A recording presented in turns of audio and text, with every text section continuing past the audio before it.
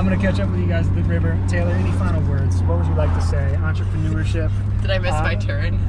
No, you're good. Okay. You're good. Keep driving. Get in the right lane here. As you're driving and trying to avoid getting hit in traffic, what would you like to say? What final pieces of advice, mindset? You're in college right now. You're a brainiac that's 18 and like a junior in college. So what would you like to say to everybody? You guys should take Irish dancing because there's only 3 people in the class right now, and I really don't want it to be canceled. Okay. That is all. Okay. You heard it here first. Let's go. All right, so my lovely roommate just dropped me off. I'm here at the the Clark Fork River in Missoula, Montana, and I'm so excited. I was gonna get a unicorn or a giant toucan tube, but neither of them would fit in my car, so this was a convenience purchase, and I'm really, really excited about this.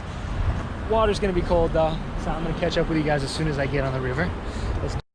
All right, happy 4th of July to you and your family. I'm filming this on 4th of July right now. I'd forgotten until it was just about 12 o'clock yesterday, so now I'm out here celebrating alone, enjoying the 4th of July celebrations, and the river is pretty freaking cold. So right now where I am, I'm about 2 miles north of East Missoula, Montana, right back here. It is a fantastic place. You can see the mountains up here. The highway is actually just right there.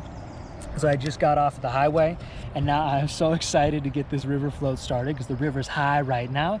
There's a couple big flows that are gonna happen, and you guys are gonna get to be there and watch as I see if we can make it through the rapids. I'm super excited about it. As you can see, I'm the only one on the river, so maybe this wasn't the best idea, but I'm gonna be updating you guys as we go through this thing, and it's just a good day. It's like happy Freedom Day to everybody.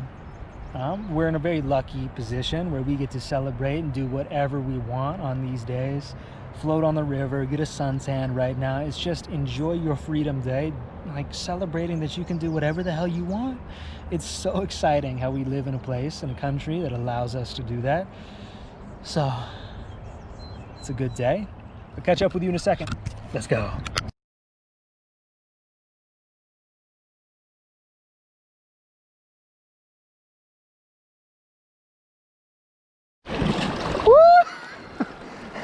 Okay, we're in our first little rapid section here.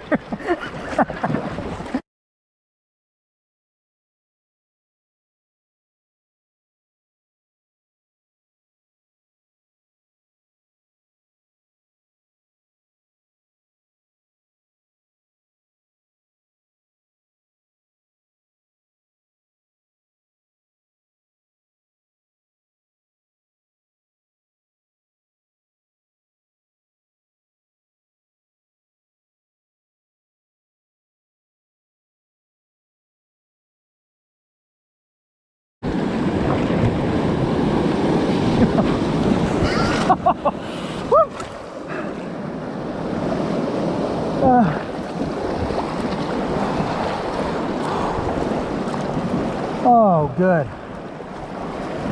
That wasn't anywhere near as bad as I thought it was going to be. Okay, so I just stopped at this little bridge right here, as you can see. It is fondly named White Trash Beach because the people that come here are characters sometimes, but I just talked to the people on the beach. They say this bridge is plenty deep enough to jump off of, and I'd love to do a backflip off of it. I haven't done a backflip yet this year off of something this big, so stay tuned. Let's do it right now.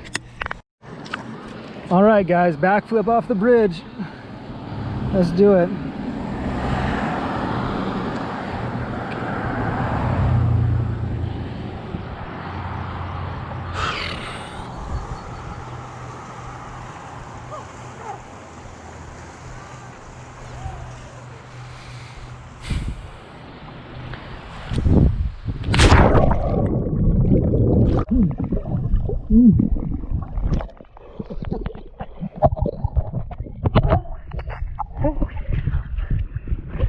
That was a pretty big jump. Let's go though.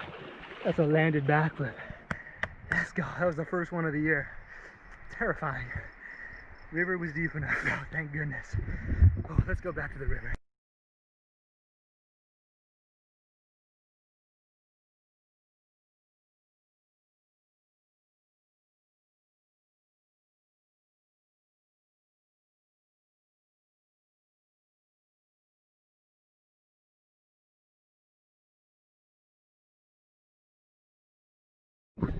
So while we're here, I'm thinking about a lot of the things that I could be doing to improve myself, what I need to improve on, just like thoughts in general and what I think about life. One of the things that I definitely need to do more of and improve a lot on right now is something called social conditioning.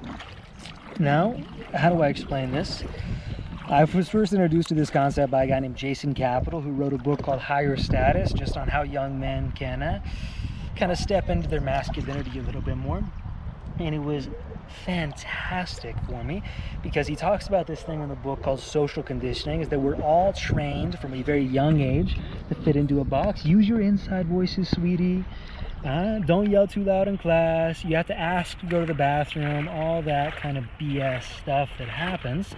And then we go out into the real world, and like, who wonders why men can't talk to girls and all this other stuff like that, how people are insecure, how depression is skyrocketing, is because of this thing called social conditioning. We're all expected to act a certain way, so that's just the way that we act, and it's not necessarily good for us. So the way to break out of this social conditioning, and because I've been in COVID for so long and the COVID quarantine, I just haven't done it as much as I maybe should have. But what this is putting yourself in intentionally scary social situations, where it's like asking a girl out is a very terrifying social situation. Asking a guy out is a super terrifying social situation. But the things you can do to kind of improve this, your social conditioning, is I used to go into like JCPenney's, and I would get to the checkout desk and I would drop on the ground and just do like 20 push-ups and everyone would look at you like you're crazy, but you're doing it out of this place of like happiness and fun. So it's really hard to have a bad time when you do it. So the more you do that, the more you realize that you really don't have to care what other people think of. Running around barefoot and shirtless and playing basketball in Star Wars swim trunks or Star Wars pajamas, that's definitely a social conditioning drill you can do as well. We've got people on the river with us now. So we're starting to get a little bit of a party now. There's one other huge wave that is coming up soon. But that is one thing about social conditioning that I'm really going to try to make a good habit of. Maybe I'll make a whole GoPro video or a whole YouTube video on that, on just what it's like to get out and put yourself in these situations and realize when you embarrass yourself in front of people, when things are terrifying, nothing bad really happens. So you can overcome this social conditioning. All right, back to the float.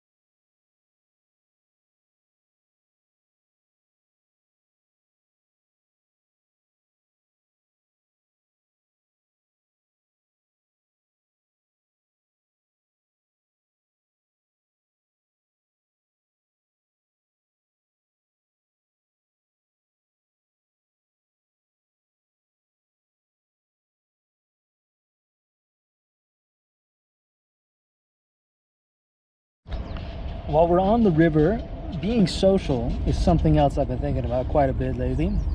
Something I've gotten pretty bad at compared to how good I normally am to just talking to people, because nobody's wanted to talk to anybody for a long time right now.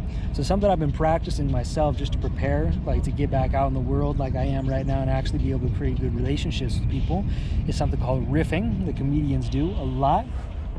These are just like kind of my thoughts with Jake moment. We've been on this is a long float, so I'm just going to share with you all these different thoughts that I have. So riffing is choosing something like an object like this tube right now and just talking about it for as long as you possibly can without stopping. Like this tube has a cup holder. I wonder what kind of, see, I don't drink, and see, most people love tubing because they love drinking and all this sort of stuff. So they come out on the river and they'll float down the river and they'll drink their Bud Light or whatever it is. I don't like it because it gets litter in the river. I don't like it. Maybe you get drunk fish. I don't know. Oh, mutant drunk fish would be crazy. You know, I heard this story about like a giant sturgeon that was like a Loch Ness monster in Alaska that was just actually a giant sturgeon. It would get scared when people come to the top of the water, and it would jump and it'd knock people's boats over, little boats, like little kayaks and stuff, and then people would disappear because the water is so cool. That's an example of riffing right there. So I could go on all day for that, but it's just learning how to string all your thoughts together and get rid of the filter that prevents you from actually saying what you want to say, because people want to hear who you are and what you actually want to say. So it's kind of interesting to do those little thoughts. And if you want better content to think about, you read, you do things like that, because then you're thinking about better things.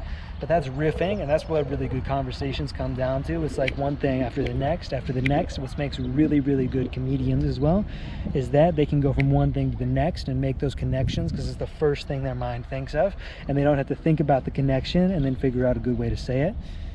All right, we're getting close to a really big wave right now. Because around this next bend in the river is going to be a really big wave. I'm not sure how big it is, but we're going to see if we actually want to take it on or not. I'll keep you updated when we get there. See you soon.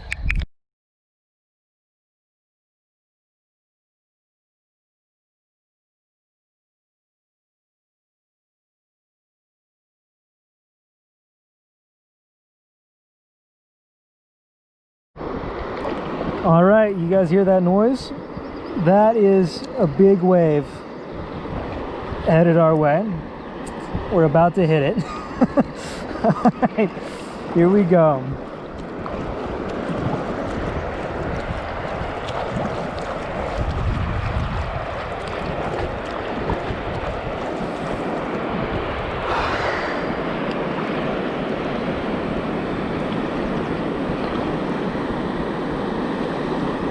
All right. Oh, no. Ah. And here it is.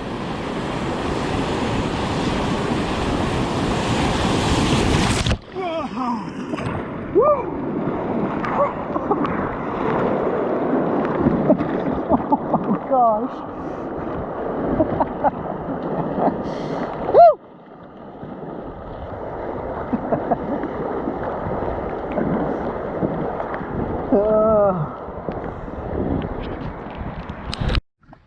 That does it for the trip down the Clark Fork River. That was a heck of a time. I had so much fun with that, just getting outside, enjoying the sun a little bit. So that'll do it. I think that's episode 6 on Adventures with Jake series. Guys, get outside, enjoy the water, have some fun, do something to celebrate and how lucky we are to do whatever the hell we want. Enjoy the day. I'm gonna walk home now. Got a ways to go, but that's what happens when you don't have somebody to go with. You don't get 2 cars. I'll talk to you soon. Enjoy it. Bye-bye.